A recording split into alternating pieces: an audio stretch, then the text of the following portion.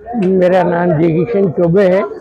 मैं उदयपुर में लोक जन सेवा संस्थान का संस्थापक महासचिव हूँ और अन्य संस्थाओं से जुड़ा हुआ हूँ। आज के दिन होली के उपलक्ष्य में जो कार्यक्रम किए जाते हैं उसकी विवेचना करते हुए हम आगामी होली के फंक्शन के लिए अपना मंतव्य व्यक्त करेंगे।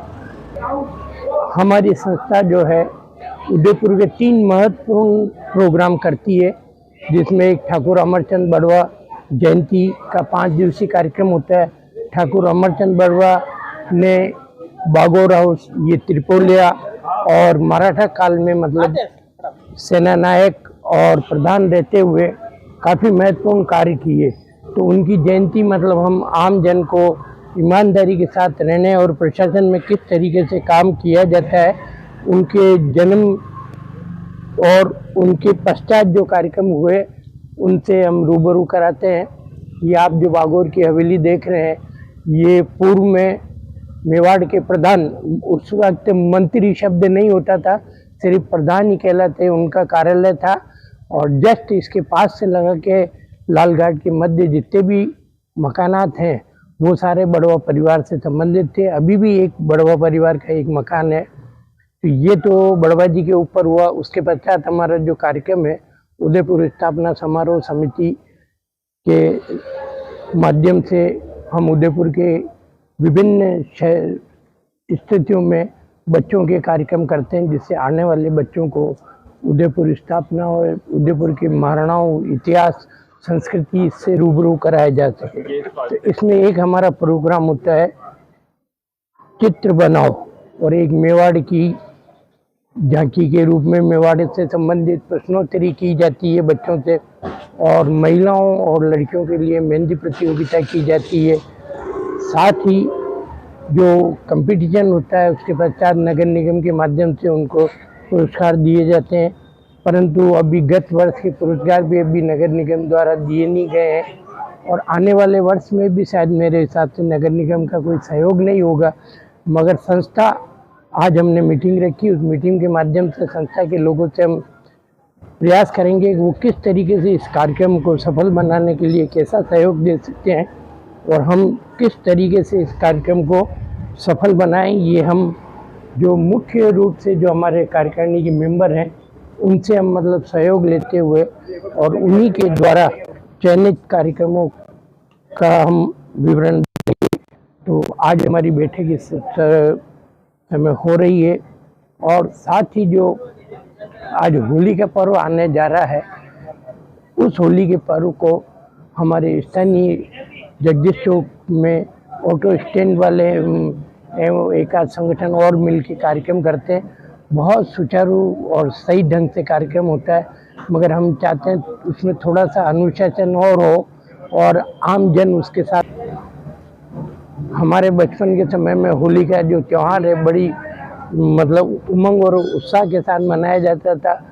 होली के लिए लकड़ी इकट्ठी करने के लिए हम मतलब क्या वन में जाते थे और वहाँ से लकड़ी काट के लेके आते थे, और आसपास के जो लोग बाग है वो बच्चे और औरतें क्या है कि उसकी गोबर के मतलब बड़बुल्ली बनाती थी और उनकी मालाएं वगैरह, और सुचारू रूप से मतलब होली मनती थी। आज के समय में होली जो मनाई जाती है वो स्थानीय रूप से खरीद के लकड़ी जो सुचारू रूप से मतलब जो जैसे पूर्व में हर व्यक्ति चाहे बड़ा हो, छोटा हो, बुजुर्ग हो, महिलाएं हो, सभी अपने अपने स्तर पे मतलब होली के कार्यक्रम को मनाने के लिए अपना योगदान देती थी। और होली के व्यंजन भी बड़े सुचारू रूप से बनते आ रहे थे, घरों के व्यंजन ही काम में लिए। आजकल क्या है कि सब बाजार से मतलब जो चीज़ें खरीदी जाती है, तो बाज़ारों में मतलब जो चीज़ मिलती है वो गुणवत्ता युक्त नहीं होती है, और उसमें जो घर की महिलाओं, माता भाभीयों और बहनों का जो स्नेह होता था वो स्नेह धीरे धीरे खत्म होता जा रहा है। और मैं चाहता हूँ कि पूर्व की भांति जिस तरीके से पूरे उदयपुर में अलग अलग मोहल्लों में अलग अलग होलियाँ फेमस थी, जैसे आज बड़ी होली को विशेष तौर से मतलब क्या है कि बड़ी होली को महाराणों की ओर से ये बड़ी होली का नाम दिया गया और उनको होली बड़ी बनाने का मतलब आदेश दिया गया था। तो हमारा ये है कि आज भी मतलब जिस तरीके से जगदीश चौक और सुभाष चौक पे जो होली मनती है वो काफ़ी सुचारू रूप से और स्थानीय लोगों के सहयोग से बनती है। तो मैं चाहता हूँ कि इसमें एक पूर्ण रूप से अनुशासन रहे और ये पर्यटकों की नगरी, पर्यटक की नगरी है, पर्यटक आते रहते हैं, तो पर्यटकों को यहाँ की सांस्कृतिक और विरासत का, मेवाड़ी परंपराओं का मतलब अनुभव हो, इसलिए इन त्योहारों को किस तरीके से मनाया जाता है ये उनको लाके मनाना। वर्तमान में भी होली मनाते आ रहे हैं और पर्यटकों को और फॉरेनर को इस रूप में जोड़ा जाता है और उनसे टिकट भी लिया जाता है। पैलेस में जो होली रोपी जाती है वो मंत्राचरण के साथ और विभिन्न सहयोगियों के साथ किया जाता है। और होली का त्यौहार जो पूर्व में जो जैसा भाईचारा स्नेह और था, उसी अनुरूप ये त्यौहार अब सब राजनीतिक पार्टियां, संगठन वगैरह मिलके इसको सुचारू रूप से मनाए और एक उदाहरण के रूप में प्रस्तुत करे। जैसा पूर्व में मेवाड़ की होली मशहूर थी, उसी तरीके से संस्कृति बनाने के लिए इस पर्व को बड़े सुचारू रूप से मनाया जाए। होली के इस पर्व को विशेष तौर पे हम झीलों से जोड़ के देखते आ रहे हैं।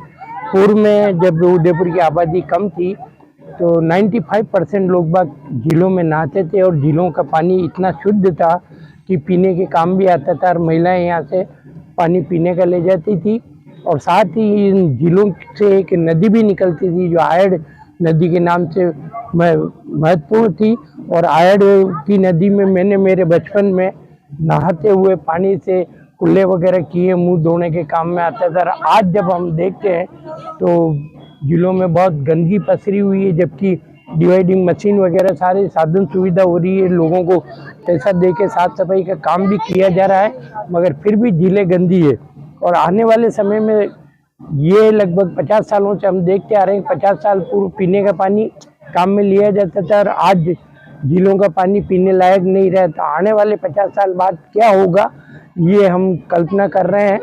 अभी हालांकि कुछ बांध दिए हैं ऊपर से, इसलिए ये पानी भरा हुआ नजर आ रहा है, बाकी झीलों में पानी बहुत कम रहता था। और साथ ही आज आपको चारों तरफ गंदगी पसरी नजर आ रही। और जो आसपास जो होटल्स वगैरह बनी हुई है, उन होटल वालों से भी प्रशासन से निवेदन है कि साफ सफाई में उनका महत्वपूर्ण योगदान होना चाहिए। आज मुझे देखते हुए ये बड़ी परेशानी हो रही है कि होटलें चारों तरफ बनी हुई है, उससे भी गंदगी फैल रही है। तो उनका पानी का जो रिसोर्स है वो कहाँ जा रहा है ये प्रशासन चेक करे। और अगर इस किसी का गलती से अगर झीलों में पानी जा रहा है तो उसको पाबंद किया जाए कि भविष्य में झीलों में पानी की गंदगी नहीं पहुँचे और सुचारू रूप से पानी की निकासी की जाए। आए दिन अखबारों में सीवरेज लीकेज होने के काम हो रहे हैं। तो मेरा प्रशासन से निवेदन है कि जैसे ऊपर से ये पानी छोड़ा जाता है, 1 साल प्रैक्टिकल रूप से ऊपर से पानी बंद करके और झीलों को सूखने देर अंदर की जो सीवरेज लाइन है वो बाहर निकालने का प्रयास करें, जिससे आने वाले समय में नुकसान नहीं होगा। बाकी आने वाले समय में पानी विकृत हो जाएगा और झीलों की जो गुणवत्ता है वो खत्म हो जाएगी। तो मेरा आज के दिन इस होली के पर्व को देखते हुए यही निवेदन है कि होली के साथ साथ त्यौहार तो मनाओ, मगर होली में जो केमिकल युक्त जो रंग काम में लिए जा रहे हैं और साथ ही जो गुलाल में केमिकल का यूज लिया जाता है, उस केमिकल से यहाँ की मछलियाँ खत्म हो रही है। आज आप ये देखो पिछोला में मछलियाँ नी के बराबर है, बाकी पूर्व में हमारे बचपन में मतलब लगभग 1-1 फीट 1.5 फीट लंबी मछलियाँ नजर आती थी। आज कछुए और मछलियाँ नी के बराबर है। इसका क्या कारण है? इकोलॉजिकल डिपार्टमेंट और फिशरीज विभाग इसमें एक रिसर्च करे और उसमें नए सिरे से वापस मछलियों का पालन करने के लिए मछलियों के बीज वगैरह छोड़े जाएं। और स्थानीय फिशरीज कॉलेज से मैं निवेदन करूंगा कि वो आके अपने स्टूडेंटों को समय समय पे इन झीलों के प्रति भावना पैदा करें और उसके ऊपर रिसर्च की जाए कि इसमें ये जो पानी के जलचर हैं ये किस तरीके से विकसित किए जा सकते हैं, मछली पालन किया जा सकता है, ये किसानों के लिए भी फायदेमंद है। मेरा सभी से निवेदन है कि इन झीलों को सुरक्षित रखने के लिए इसके पानी की गुणवत्ता बनाए रखें और समय समय पर उपयोग करते हुए इसका मतलब सहयोग और इसका सुचारू रूप से साफ सफाई के प्रति ध्यान रखें। और जो पूजा सामग्री आजकल डाली जा रही है, हालांकि कुछ जागरूक जो झील हितैषी नागरिक मंच है, झील के लोग बागों ने मना किया है, इसलिए कुछ कमी आई है, मगर फिर भी लोगों से ये आग्रह किया जाए पूजा सामग्री जो है वो झीलों में नहीं डालें। और आसपास के लोग बाग जो जागरूक है वो झीलों की साफ सफाई में समय समय पर अपना सहयोग देते रहे। और महत्वपूर्ण, जैसे पहले जो भी नहाने व्यक्ति आता था वो झीलों में सफाई जरूर करता था कि ये प्रकृति वापस बननी चाहिए और आम जनता में जागरूकता आनी। आज के दिन में आपको ठाकुर अमरचंद बरुआ की याद दिलाना चाहता हूँ। ठाकुर अमरचंद बरुआ ने मराठा काल में इतना बड़ा महत्वपूर्ण काम किया कि पूरी लगभग 13-14 किलोमीटर जो शहर पनाह थी, जो जेसीबी थी, उसको नए सिरे से मरम्मत करा के और 4 गढ़ियाँ स्पेशल तौर से बनवाई और यहाँ की जनता को सुरक्षित किया और मराठों को दबाने में सबसे अग्रणी उन्होंने और उनके पिता ने अपनी जान की परवाह नहीं करते हुए एक उदाहरण प्रस्तुत किया था। और यहाँ अमरोटा नाम से जो है एक झील में अमरोटा नाम से उन्होंने एक झील में बनाया। उस अमरोटा के पूर्व में पहले पानी नहीं जाता था, वहीं तक सुरक्षित था। इसके बाद में धीरे धीरे ये झीलें बढ़ी है। तो मेरा ये सोचना है कि जैसे अमरचंद बरुआ ने पानी और शहर कोट की बनाई और आज आप देखेंगे चारों तरफ सारे शहर कोट तोड़ दी गई, जबकि वो संस्कृति और विरासत थी हमारी, पर विरासत का कोई ध्यान नहीं रखा जा रहा है। नगर निगम बिना सोचे समझे कार्य कर रही है। और ये जो गनगौर घाट से लगा के चांदपौल के बीच जो शहर कोट थी, उसको शहर कोट बड़ी खूबसूरत थी, उस शहर कोट को बचाने में बहुत ही हमने संघर्ष किया, मगर नगर निगम ने नहीं मानते हुए उस शहर कोट को, जहाँ कहीं भी अभी शहर कोट है, वो देखने के हिसाब से उसको सुरक्षित किया जाए कि पूर्व में हमारे जो पूर्वज थे उन्होंने किस तरीके से सहयोग करके और किन कठिन परिस्थितियों में, जबकि कोई संसाधन नहीं थे, उस समय में इतना तीव्र गति के साथ काम किया कि अड़के खाल उज्जैन के पास से जब युद्ध हुआ, उस युद्ध से सेना सिंधिया की यहाँ पहुँचे, तब तक तो पूरे शहर को सुरक्षित किया जा चुका और लड़ने के लिए सारी तैयारियां पूरी की जा चुकी। तो मेरा आज के दिन यही निवेदन है कि अपने पूर्वजों को याद करते हुए कैसे काम किया करते थे और कैसे निस्वार्थ भाव से अमरचंद बरुआ ने अपने शरीर पे एक जोड़ी कपड़ा रखा और बाकी सारा अपना जितना भी धन दौलत जो कुछ भी घर में था वो सारा राजमाता की यहाँ गाड़ियों में भर के भिजवा दिया। तो ऐसे कर्मचारी या ऐसे प्रधान या ऐसे लोग बाग जब तक जिंदा थे तब तक मेवाड़ का नाम रहा। इसके बाद महाराणा भीम सिंह के बाद में धीरे धीरे मेवाड़ की अवनति होती रही और लोग बाग स्वार्थ से गिरते रहे, चाहे आपस में क्षत्रिय समाज लड़ाया कैसे भी। जबकि एक समय ऐसा आया था जब बाजीराव पेशवा ने दिल्ली पे झंडा फहरा दिया था, उस वक्त अगर सभी लोग उनका सहयोग करते या महाराणा राज सिंह के समय में उनका सहयोग करते थे, दिल्ली पे मुगलों का अधिकार कभी नहीं होता। और ये आज हमारी कमी की वजह से आज जो मतलब ढोल पीट रहे हैं हिंदू एक हो, जबकि विपरीत ये हो रहा है कि परिवार के परिवार बिखर रहे हैं, भाई भाई आपस में लड़ रहे हैं, स्नेह सौहार्द त्याग और ये सारी भावनाएं कर।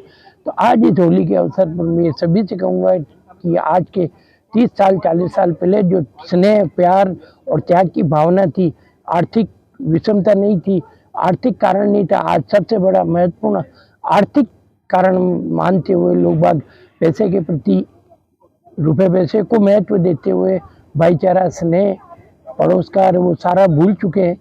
मेरा यही है कि आज इस त्यौहार को हम स्नेह भाईचारे के रूप में मनाते हुए आने वाले समय में प्रण करें कि हम वापस जो 30 साल 50 साल पहले जो थे उसी पूर्व वाले स्तर पे पहुँचे और स्नेह भाईचारा और आर्थिक सहयोग जो पूर्व में देते आ रहे थे वो सहयोग वापस पैदा करें। धन्यवाद। आज के दिन एक महत्वपूर्ण जानकारी और महत्वपूर्ण समय की ओर आपको ले जाता हूँ। कुछ समय पहले, आज के 50 साल पहले, हम जब जैसलमेर जाते थे तो रोड पे मतलब धूप नज़र नहीं आती थी, इतना घना जंगल था। और आज वो जंगल सब साफ हो गए, आसपास की पहाड़ियाँ नंगी हो चुकी है और पहाड़ियाँ नंगी होने के साथ साथ पहाड़ियाँ भी गायब हो चुकी। मतलब प्रशासन और राजनीतिक लोगों की ऐसी भूख है कि दिनों दिन मतलब पहाड़ियाँ खत्म कर रहे हैं। और जबकि इस मेवाड़, इस उदयपुर का महत्व पहाड़ियों झीलों की वजह से ही जाना जाता है। आज आप ये देखिए कि चारों ओर जो पहाड़े हैं, इन्हीं की वजह से बरसात वगैरह होती है और प्रकृति सुंदर नज़र आती है। जब बारिश का समय होता है तो चारों तरफ की हरियाली और पहाड़ियों की वजह से ये उदयपुर जाना जाता है। और धीरे धीरे पहाड़ें खत्म होती जा रही है और प्रशासन और राजनेता वगैरह कोई और ध्यान नहीं दे रहे। तो मेरा आज के दिन जंगल पेड़ लगाओ, क्योंकि जैसे पूर्व में आज के 50 साल पहले जैसा जंगल था वो जंगल आज खत्म होता जा रहा है और आसपास की ये पहाड़ियाँ नंगी हो चुकी है। मेरा प्रशासन से और सभी आम जन से ये निवेदन है कि हर व्यक्ति कम से कम 10-11 पेड़ लगाए, जिससे क्या वन वापस पूर्व में जैसे थे वैसे ही वन हो जाए और प्रकृति सुंदरता की ओर, जिससे हमारे यहाँ मौसम, वातावरण और आने वाले समय में बारिश की बहुतायत हो। क्योंकि पहले जब हरियाली थी और जो वन वगैरह थे तो बारिश अच्छी होती थी, आज धीरे धीरे बारिश कम होती जा रही है। तो मेरा सभी से निवेदन है कि उदयपुर के जितने भी वन हैं आसपास के, उन वनों को बचाएं और जंगली जानवरों को भी सुरक्षित रखा जाए। पूर्व में यहाँ काफ़ी जंगल थे और जानवर भी थे, अब धीरे धीरे जंगल और जानवर कम हो रहे हैं। मेरा आज के दिन इस पर्व के रूप में सभी से ये निवेदन है कि आने वाले अपनी विरासत जो है वो बचाने के लिए सब एक हो और विरासत और संरक्षण के लिए काम करें। धन्यवाद।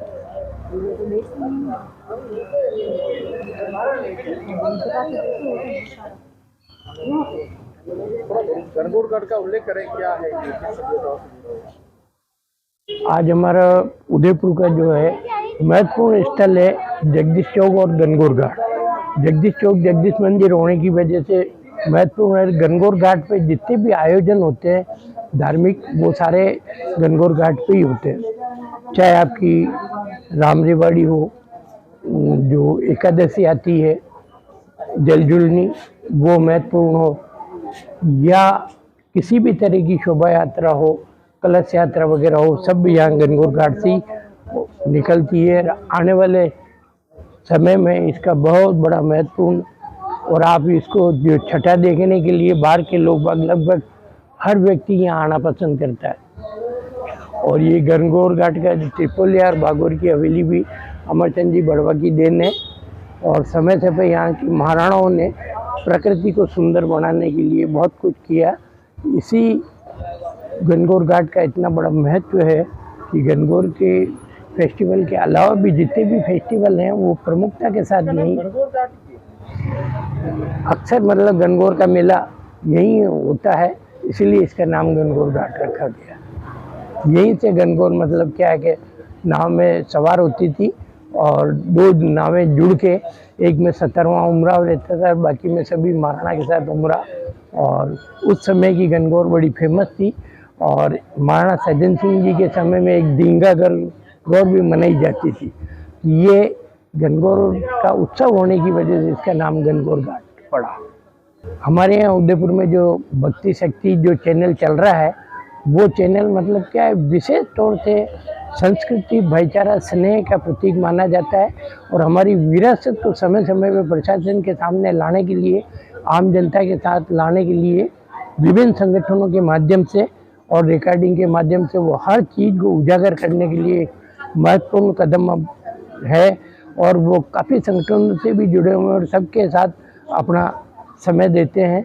ये एक बहुत बड़ी जिम्मेवारी है जो वो निभा रहे हैं। आने वाले समय में सभी लोगों को मेरा निवेदन है कि इस चैनल को बराबर सहयोग दें, तन मन धन से, जिससे ये चैनल आने वाले समय में आपकी सेवा कर सके।